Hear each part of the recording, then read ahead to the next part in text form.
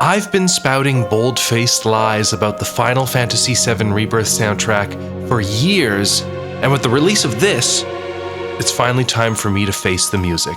I'm Patrick Rainville, and this is a very special plus-sized episode of Music of the Lifestream. Yeah, after years of waiting, the Final Fantasy VII Rebirth Original Soundtrack Plus is finally out.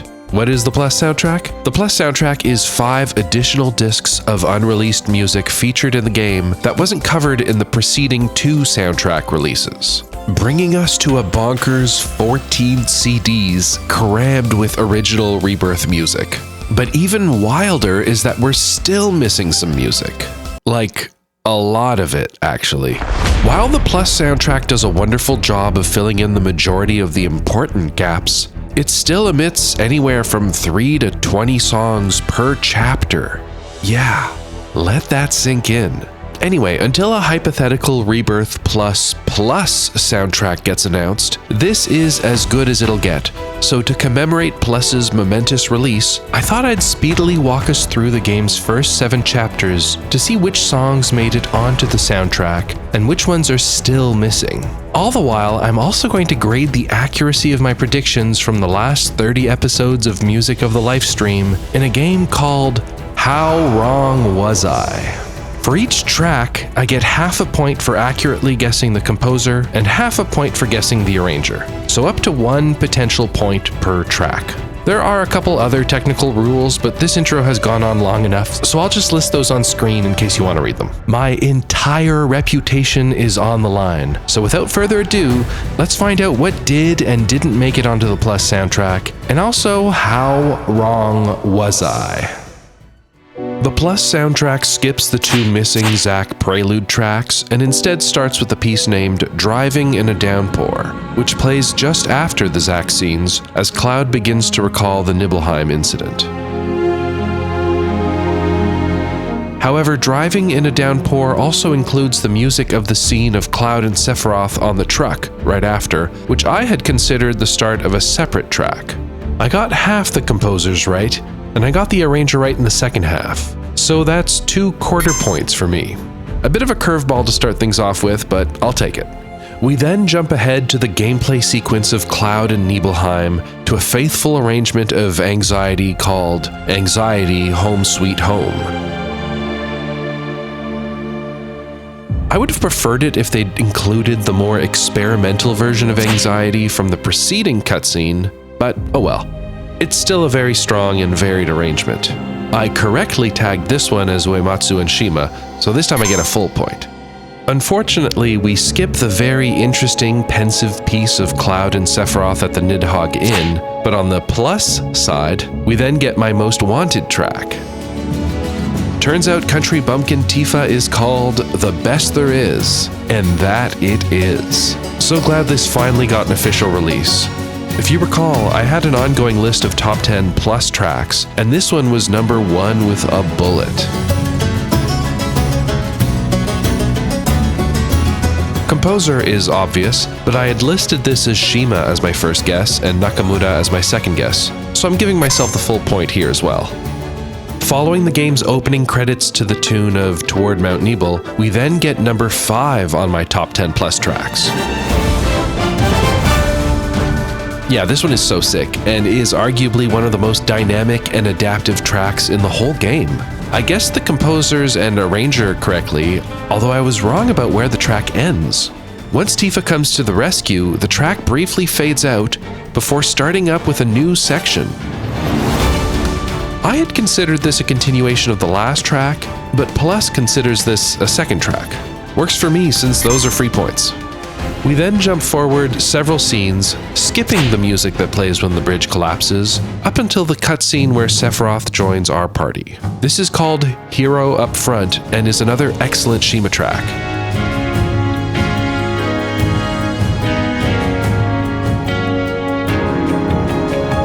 It's also his first solo composition in Rebirth. Honestly, I don't know how this one didn't make it onto my top Plus tracks because it's so good. The battle variant is killer as well, which is the next track.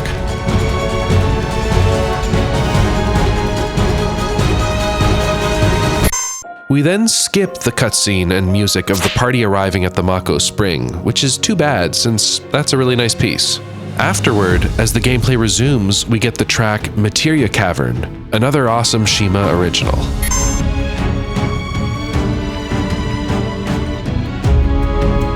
And then track 9 on disc 1 is the equally excellent battle variant, also by Shima.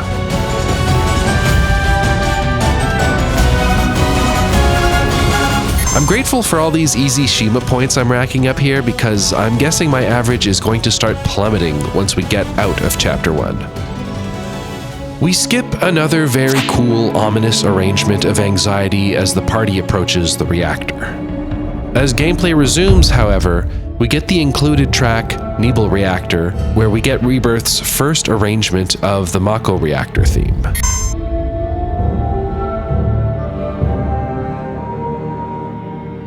We then skip the creepy scene and track of Sephiroth and Cloud inside the reactor. The next included track, The Night Everything Changed, is a long one that begins during a cutscene of the party back at Calm, before continuing into gameplay as Cloud approaches the Shinra Manor.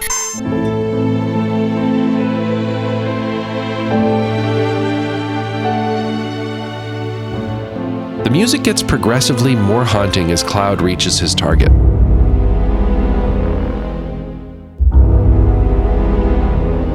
We don't miss a beat as the next track starts, as Sephiroth begins putting 2 and 2 together about who he really is. Interestingly, there is enough newness in this track for Shima to not only get the arranger credit, but a co-composer credit with Uematsu.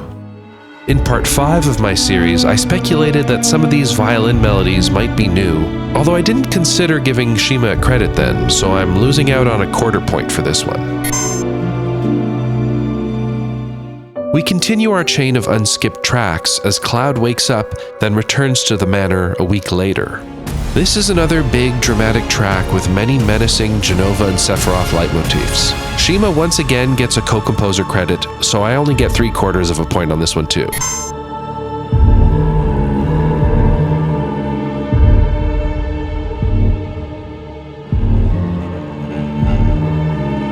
God, I forgot how good this first chapter was, and just how much of it wasn't included on the original soundtrack.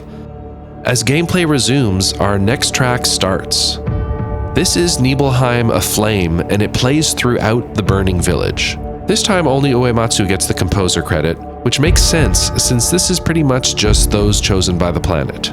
I listed Shima as my first guess and Tadayoshi Makino as my second guess, since I wondered if it wasn't too dark for Shima. My first guess was correct, and yes, I agree that I could have abused this system by always listing multiple arrangers, but luckily most of the time I just list one.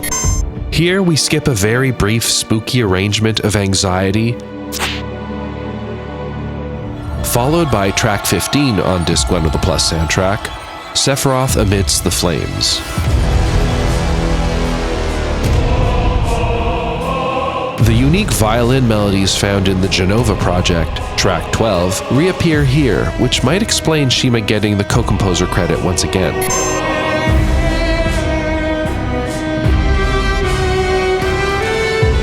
We continue our nearly unbroken streak of Chapter 1 tracks with another one from my top 10 list.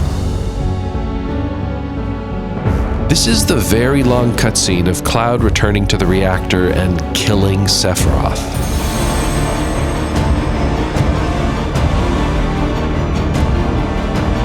Such an incredible piece, and I really can't believe it took over 800 days since the game came out for this track to be widely available. Shima gets a well-deserved co-composer credit here, so once again, I miss out on some valuable quarter points.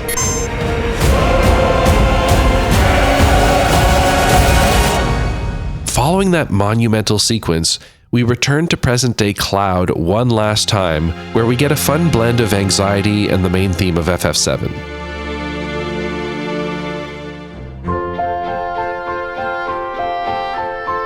To my big surprise, this one wasn't Shima, but was Reo Uratani. Wow. Even up to part 31 of Music of the Lifestream, we've heard very little of his, so that caught me by surprise, especially since it was sandwiched between a couple of very obvious Shima tracks. Yeah, consider me humbled. The next track, Scar of a Survivor, is used during the cutscene of Tifa and Cloud on the rooftop.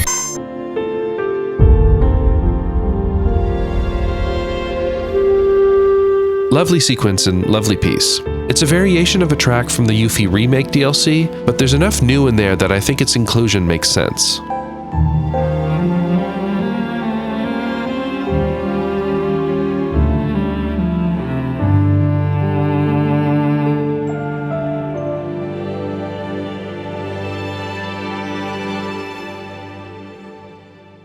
From here on out, Rebirth is a lot less linear in how it progresses, so I'll have to jump around a bit. We omit the brief cutscene of Red 13 officially joining the party,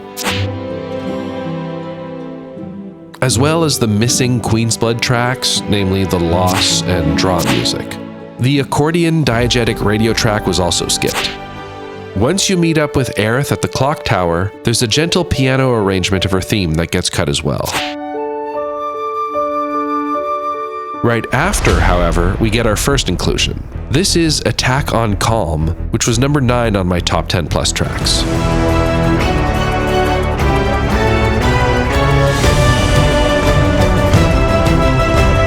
Here I get a full point for correctly guessing Yoshinori Nakamura as the arranger and co-composer. I also speculated in a follow-up video that once Cloud and Aerith reached the Calm Inn, it was the start of a new track, which the Plus soundtrack confirms in that they don't include the music of you reaching the inn. Elsewhere in Calm, the English language versions of Akira's 3 pop tracks are also included on Plus. Since the Japanese versions of these were already included on the original soundtrack, I won't spend too much time here, nor will I score myself for these, as the composer and arrangers haven't changed between the two versions. Next up, we have what might be the Plus soundtrack's most puzzling inclusion so far. As the party exits Calm and enters the Grasslands, it plays a remake-era arrangement of the Final Fantasy VII main theme.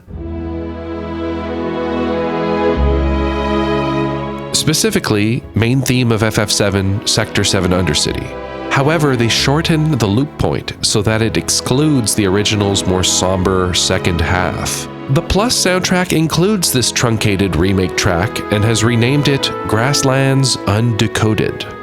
Undecoded seems to be the name for all of the field themes before you've activated enough of the Chadley Remnawave towers, at which point it switches to the fuller field themes, which were all included on the original soundtrack. None of these undecoded variants were included on the original soundtrack, but they're all accounted for across Plus's 5 discs. So I guess they felt they needed to include this remake-era track so that the Grasslands region wouldn't feel left out. I get a full point on this one, although it feels a bit like cheating since it was a known quantity from Remake. Speaking of those towers, our next included track is the one where Chadley explains how the Remnawave towers work. No surprises, Shima gets the double billing on this one. Lovely track, although the name seems like a misnomer. It's called Remnawave Tower Activation, but the actual tower activation was in the cutscene right before this one, which had its own track, which was sadly excluded from the Plus soundtrack as well. Oh well. Track 22 on Disc 1 is the variation of the Queen's Blood theme that plays inside the shack near Calm. Because this track is so similar to the version we covered in the Gold Saucer Wonderment Square last episode, which was included on the first soundtrack release, this one was easy to guess. Or so you would think. While the Gold Saucer track has Tsuyoshi Sekito and Mitsuto Suzuki listed as the co-arrangers and co-composers of the track, the Card Collector version here has the same arrangers, but only Mitsuto Suzuki listed as the composer. So that's a full half point for the arranger credit and half a half point for the composer credit. The remaining few tracks on Disc 1 involve a few of Chapter 2's open-world shenanigans. Choco Buddies plays while you are stealthily approaching Pico. I guessed Nakamura or Shima, but it was neither. It was Takeo Asami. Who? I don't know. But a frantic search of VGMDB reveals they've made music for several mobile games, J-dramas, anime series, and the very popular multimedia Fate franchise. I'll have to file them into my mental Rolodex. Next up is Hunt de Chocobo, which plays during the hot and cold chocobo digging minigame. I'd labeled this one Kuelv Bar Blues, which I will concede is a bit of a mouthful. It was composed and arranged by Shoya Tsunekawa, which I don't think I would have ever been able to guess, having only heard his Zangen's theme at this point in the series. So I get 0 points for this one, which definitely isn't going to help my average. Our next Chocobo-themed track is Tracking the Scent, which was used during some Red 13 side quest that I've completely forgotten about. Turns out this one was arranged by Masanori Akita, who we covered in part 10. This guy's got a lot of range. Fun track. The last track on disc 1 is Moogle's theme, Moogle Merchant, which plays while near the various Mog houses throughout the world of Rebirth. Considering Shingo Kataoka arranged the Moogle Mischief minigame that plays right after, I should have guessed this one was him too, but I did not, so that's another half point I miss out on. Disc 2 of the Plus soundtrack opens with the undecoded version of the Midgar Outskirts music. This is quite similar to the one included on the last soundtrack, although without the big drums. Oddly, the piece deviates from the naming scheme of the original soundtrack by removing the words Hollow Skies from its title. We finally get to number 2 on my top 10 plus tracks list, Swamp Romp. Oh, sorry, turns out it's called The Swamplands. Yeah, that makes sense.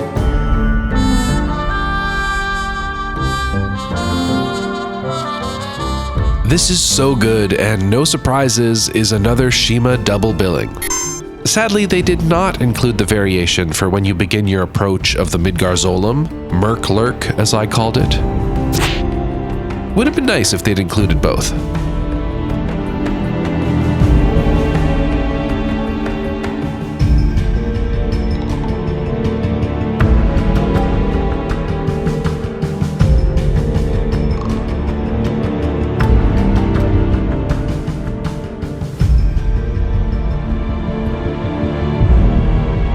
For Chapter 3, we skip over the very cool atmospheric track as the party enters the Mithril Mine.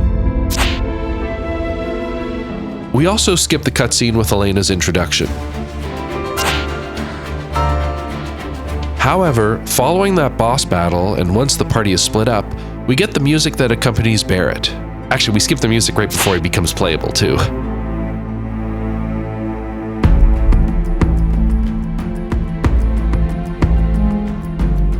Through the Mithril Mine is the exploration theme, and was unsurprisingly arranged by Yoshitaka Suzuki.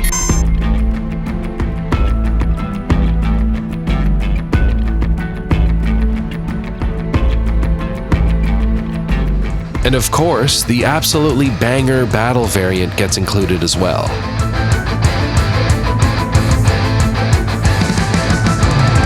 This was number 4 on my top 10 plus tracks, so I'm very pleased to see it here. Once again, this is Yoshitaka Suzuki. I'm honestly surprised Suzuki didn't get a co-composer credit on this one.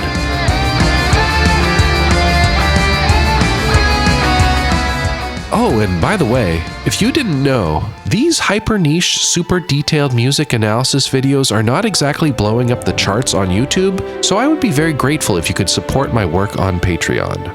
If this very long, very strange video series means something to you, then have a look at patreon.com/Patrick Rainville Music Analysis. Also, yeah, they didn't include this one here either. Too bad, because I really wanted to see its composer list. Once again, we get another undecoded region theme, this time Junon's. I had to A/B test the two versions to remind myself what was different. There's a prominent mandolin in the decoded version that isn't present in this one. Pretty similar otherwise. There are 2 versions of the theme for Gabe's Ranch, with this being the one that plays when you first arrive. I speculated that this was Yoshinori Nakamura and Yosuke Fukuba who arranged this track, mostly because of the twangy guitars, but turns out it was Shingo Kataoka. Cool. for whatever reason, the next few Junon region tracks aren't on disc 2, but are on disc 5. Why is that? I don't know. They're also not really in the right order, but it's fine. Once you complete Gabe's side quest, we get a happier version of the Chocobo theme, which was also done by Shingo Kataoka.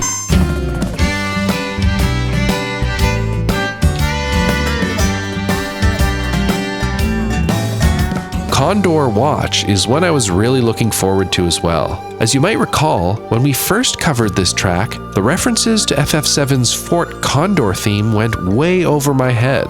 Its inclusion on Plus confirms it though, as Uematsu is the sole listed composer. Kataoka is once again the arranger, and this time I did list him, but as my second guess after Nakamura, so I only get a quarter point on the arranger side.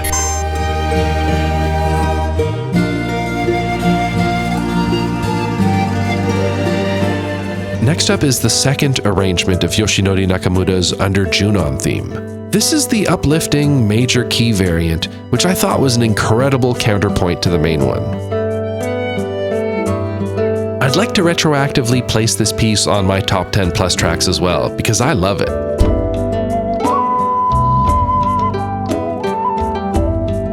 Unsurprisingly, Nakamura gets the double billing here. Elsewhere in Under Junon, we can hear the diegetic band playing outside the fisherman's net. To my very big surprise, this track was included on the Plus soundtrack as When Waves Were Blue, Under Junon, and it was arranged and composed by Shingo Kataoka. Wow! I went on a pretty long tangent speculating that this and several of the other diegetic tracks in Rebirth sounded outsourced and possibly coming from a library of stock music. I'd like to retract that statement and formally apologize to the sound team for doubting them. We also now have access to the Crow's Nest theme called Crows Against Shinra. Turns out this one was co-arranged by Yosuke Fukuba along with Yoshinori Nakamura. This time I only guessed Nakamura, not Fukuba, so I only get a quarter point for the arranger. Full half point for getting Nakamura as the composer though. Okay, we can jump back to disc 2 now, and that's it for the Junon region and Under Junon tracks from the Plus soundtrack. For this region, the majority of the tracks were included, although we're still missing a couple fun Yuffie and Roche tracks. Once we head up to Upper Junon, we skip a few ominous Shinra cutscene tracks, including the Wutai Emissary, which I was really hoping they would include, since that's the one that features Glenn Lodbrok and his theme. Would have been nice to get some official closure on who actually composed his theme, but I guess we'll just hold it. Not so fast. While you were sabotaging your own glacially paced series with overly padded filler recap episodes, I was studying all 5 discs of the Rebirth Plus soundtrack, unshackled by your prudish limitations of only analyzing the first half of the score. Take a listen to disc number the 5th, track number the 3rd, Tumult's End, The Real Thing, arranged by one Mr. Shotaro Shima. It's music taken from a cutscene at the very end of the game, so to protect your fragile baby eyes, I won't spoil what's happening on screen, but listen to some of these themes. We open on Shinra, of course. But then, what do we hear? None other than my client.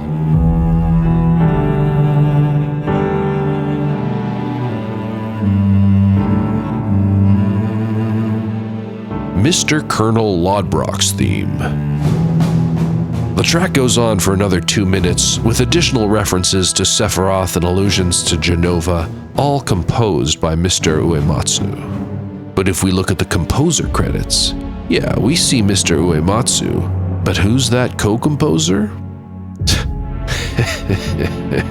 I don't even have to say it, do I? Anyway, the first Plus track in Upper Junon is our very first arrangement of Rufus's welcoming ceremony.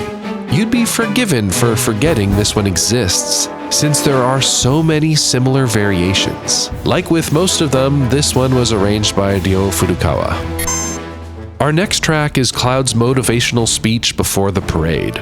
Turns out it was Masaya Tsunemoto who arranged and composed it, with Uematsu getting a co-composer credit for the brief Let the Battles Begin reference. This one isn't going to help my average, although in my defense, I don't think we'd heard a Tsunomoto track yet by this point in the game. Yeah, anyways. We skip another Shinra scene and end up after the parade. Following Rufus's own speech, the 7th Infantry celebrates their victory. This is the President's Commendation Fanfare, arranged by Furukawa and co-composed by Furukawa and Uematsu, which I got right.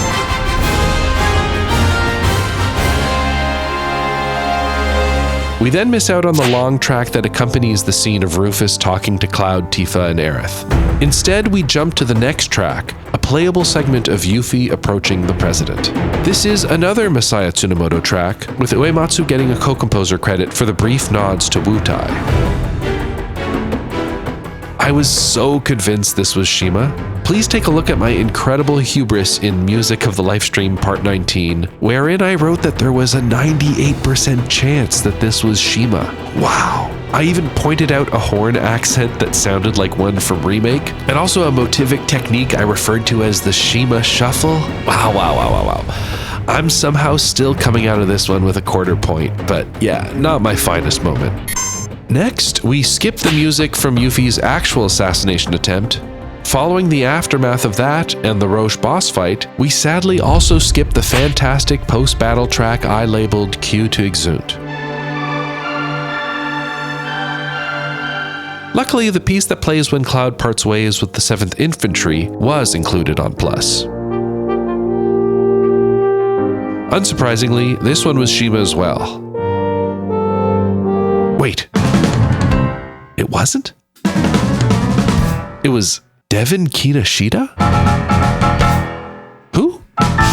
Born in California, Devin Kinoshita is a very talented pianist and composer who's contributed arrangements for a few series over the years, mostly in the mobile and rhythm game department.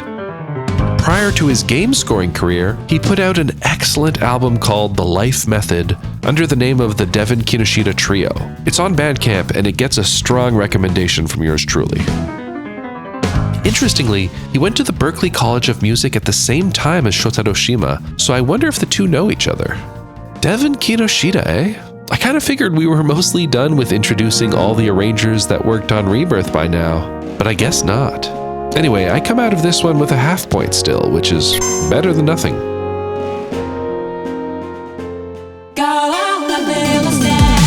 There are a whopping 6 vocal tracks throughout Chapter 4, and the original soundtrack included all of them in Japanese, while the Plus soundtrack now gives you their English counterparts. Like with the Akira tracks in Chapter 2, I won't count these towards my total since the composers and arrangers were already known quantities.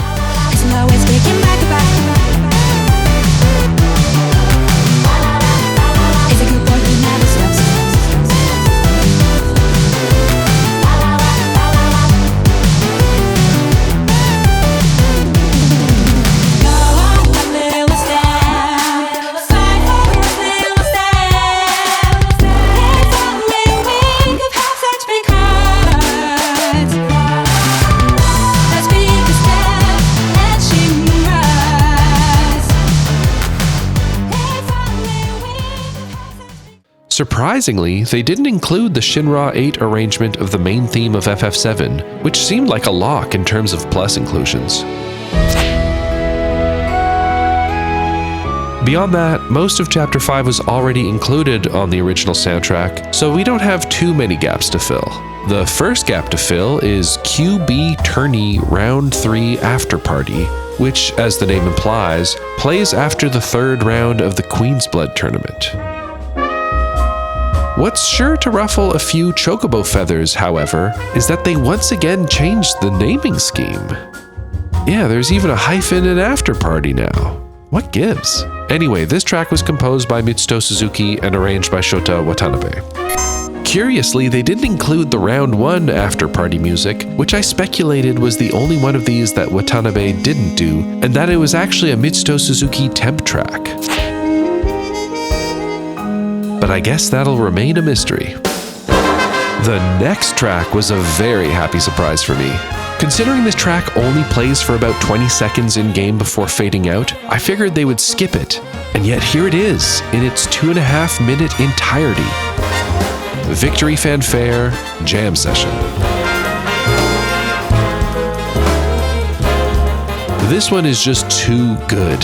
I guessed it was Queen's Blood arranger Jinosuke Usui who made this, but turns out it was Miki Hirose of Ra Ra Roche fame. That makes even more sense. Truly fantastic. Nobuo Uematsu is the sole listed composer, which, no, that doesn't seem fair to me, but it is what it is.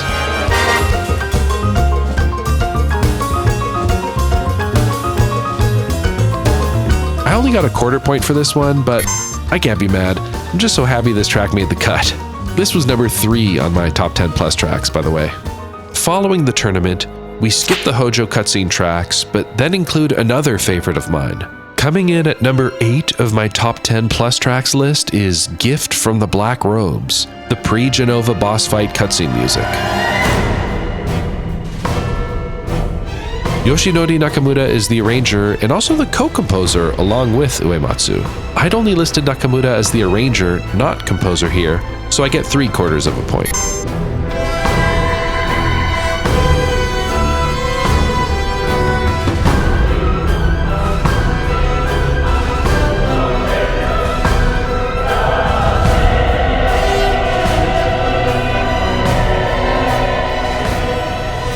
Chapter 6's opening track, Hang Loose del Samba, I thought was composed and arranged by Shima, since the percussion sounds like his confirmed Fool's Paradise Amore Fun in the Sun track. And yet it was not. It was Yuichi Tsuchiya, whose work I loved in Remake, but that I didn't realize was involved with Rebirth. But looking at the game's credits again, there's his name. Oh snap, there's Devin as well. He was there this whole time? Anyway, I get a big goose egg for this one. Next up is Disc 2, Track 18, Seaside Johnny. In another moment of weakness, I credited Shima as the arranger, which even without looking at the plus credits, I knew was wrong. Anyway, turns out this is Yoshinori Nakamura and Kenji Ochi. Sorry, who? Yeah, this guy didn't make it into the credits. Come to think of it, neither did Nakamura's other main collaborator, Yosuke Fukuba. Nice to see them get the recognition in the OST liner notes at least. Anyhow, Kenji Ochi is a composer, arranger, and was credited as a pianist on the Final Fantasy VII Remake soundtrack. So there's a 98% chance that's his chops during this song here. I got the composer right, but not the arranger, so that's a half point. Afterward, we jump ahead a bit, skipping the cutscene of Cloud and Barrett at the beach, followed by Red and Aerith at the inn, which is a shame since those were nice tracks. Luckily, we do get the awesome bathing suit reveal cutscene track. In-game, the track fades out a bit prematurely, but the plus version gives you the full loop. Hell yeah, great track. Kinda surprised this one didn't make my top 10 plus tracks list, but you know, that list was always a bit half-baked as an idea, so I'll forgive myself. Turns out this one was arranged by Shoya Tsunekawa, whom I'd chosen as my second guess for arranger, so I don't get the full point for this one, but I get some. Sadly, we then skip all of the Hojo tracks leading up to the Caesar Snail boss battle, so most of my speculation about hidden references to the Black Robes theme were unfortunately cut. We end the chapter with This Ends Our Fun in the Sun, a very pleasant arrangement of Dear to the Heart by Shima. Wait, this one was by Devin Kinoshita as well? Yeah, I was sure this was Shima. Let me pull up the video to see how sure I was. 86%. Okay, that's self-aware enough. However, I also listed Hamauzu as a potential composer because of what I perceived as a brief Whispers reference.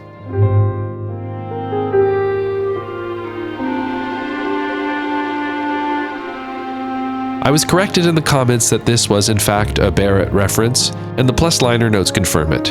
Anyway, Devin Kinoshita continues to sabotage my accuracy rating, meaning I only get a quarter point for this one.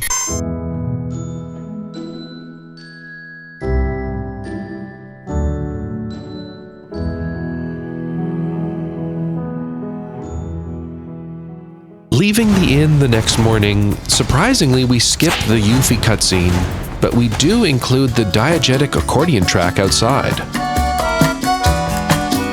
I was a big fan of this one, but I again thought it was a licensed track, so I didn't even hazard a guess as to who composed and arranged it. So I am doubly wrong.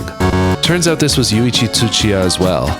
Damn, my apologies to Tsuchiya. Lucky for me, the next one's a gimme. This is the undecoded version of the Corel region theme, which once again abandons the with heavy heart nomenclature, calling it instead solely by its region name. Muddying things further, this track was actually first included on the Final Fantasy VII Rebirth mini soundtrack, which came bundled with the deluxe edition of the game, where it was labeled as With Heavy Heart Road to Corel. Some odd choices there, but instead of questioning it, I'll just take my full point and carry on.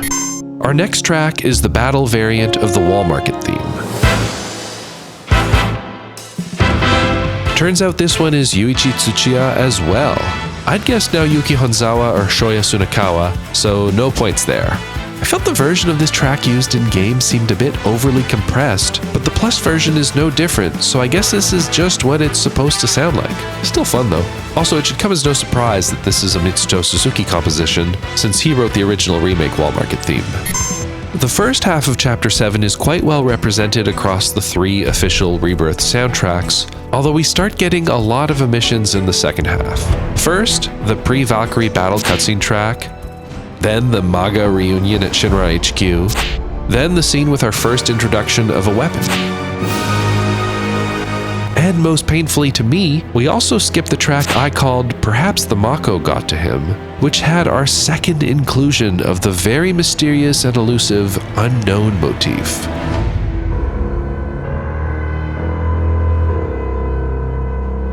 First introduced in the very first track of the game, the unknown journey continues. The liner notes might have revealed some other clues about it. For example, I suspect this melody was written by Shima, since he gets a co-composer credit in The Unknown Journey Continues. The track Perhaps the Mako Got to Him includes references to Yoshinori Nakamura's Black Robes, but crucially does not include any references to Nobuo Uematsu's leitmotifs. So if this track had been included on Plus, and the only 2 credited composers were Nakamura and Shima, then we would know the unknown motif is not a pre-existing FF7 melody. But that's another unsolved mystery. Anyway, the next included track is the one right after that cutscene as the player takes control of Yuffie. It's called Descendant of Shinobi, Corel Mines, and it's a nice breezy arrangement of her theme, arranged by Masaya Tsunemoto, whom I correctly guessed. They omit the subtly different battle variant, as well as the following subtly different non-battle variant of Ninja Acrobatics featured just after it. They also omit the 2 Cloud Jr. cutscene tracks, along with the Sheeran's Clinic track, which is a shame because I thought that was a really inspired new arrangement of Tifa's theme. It was also very obviously Shima, and I am very hungry for some points right now. Finally, coming in at track 23 of Disc 2 is Dreams of Mako, the delicate acoustic guitar arrangement of Masashi Hamauzu's Return to the Planet. I had guessed it was King Hammerhead himself who arranged this track, but it was actually Hideo Udatani, who I find particularly hard to pinpoint. I get a half point for the Hamauzu credit at least.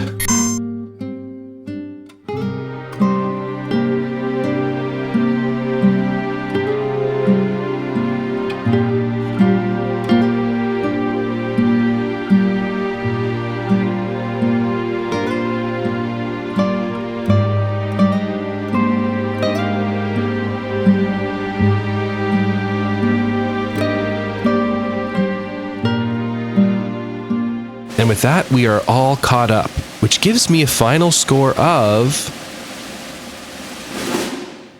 73%. Is that a good score? Is that a bad one? I can't decide, so you let me know. Anyway, I hope you've enjoyed this not-so-brief look back at our Rebirth series so far. Personally, it was such a blast hearing some of those Chapter 1 tracks again, which honestly felt like a lifetime ago at this point. Of course, there is way more to the Plus soundtrack. The additional discs cover the rest of the game, and I look forward to dissecting each of those as we get there in future episodes of Music of the Lifestream. But for the half I did listen to, yeah, I'm very happy with what we got. Is it a complete listening experience? Hell no. we just listened to 54 missing tracks from Chapter 1 through 7 that we now have names and credits for thanks to Plus. But I counted about 80 remaining tracks from those chapters that didn't make the cut. That is a lot, although the numbers don't paint the whole picture, since many of those are very short atmospheric tracks, subtle variations on pieces we already have, or incomplete ideas that only function as a lead-in to a more important piece. For the most part, they made some good calls. If the Plus soundtrack is the last thing we get in terms of Rebirth music, I would be totally okay with it. So unless the second half of the Plus soundtrack makes some noticeably worse song selections, then I'm gonna give it a very enthusiastic thumbs up. Alright, that's it from me. Talk to you later. Take care. Bye.